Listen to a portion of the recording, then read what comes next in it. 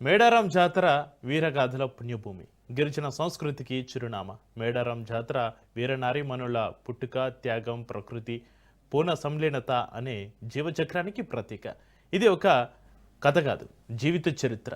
సమ్మక్క అంటే శక్తి స్వరూపం, సారక్క అంటే త్యాగానికి రూపం, పగిడిగిద్దరాజు పరాక్రమానికి నిదర్శనం, జంపన్న అంటే కుటుంబ బంధం. అడవిలో పుట్టిన గిరిజన స్వాభిమాన గాథలో సమ్మక్క, సారక్క, పగిడిగిద్దరాజు, జంపన్న ఈ 4 పేర్లు చిరస్థాయిలో నిలిచే పేర్లు.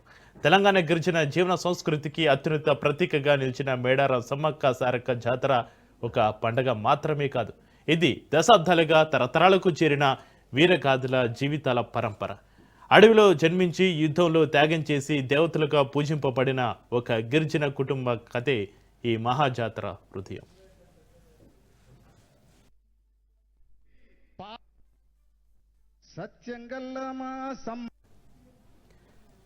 సమ్మక్క అడవి జాతి శక్తి స్వరూపం. గిరిజన కథల ప్రకారం సమ్మక్క అడవిలో లభించిన దివ్య బాలిక గొండతేగలో పెరిగి కాలక్రమంలో అటవీ ప్రాంతంలో నాయకురాలిగా ఎదిగింది. గిరిజనులపైన కాకతీయ పాలకులు విధించిన పనుల అన్యాయానికి ఎదురొడ్డి నిలిచిన ధీరనారి సమ్మక్క. అటవీ ప్రాంతాలను ఏలే గిరిజన రాజు పగిడిగిద్దరాజు సమ్మక్కను వివాహం చేసుకున్నాడు. వీరిద్దరు కలిసి గిరిజన స్వేచ్ఛ కోసం పోరాటాలు చేశారు. పగిడిగిద్దరాజు గిరిజన పరాక్రమానికి ప్రతీక.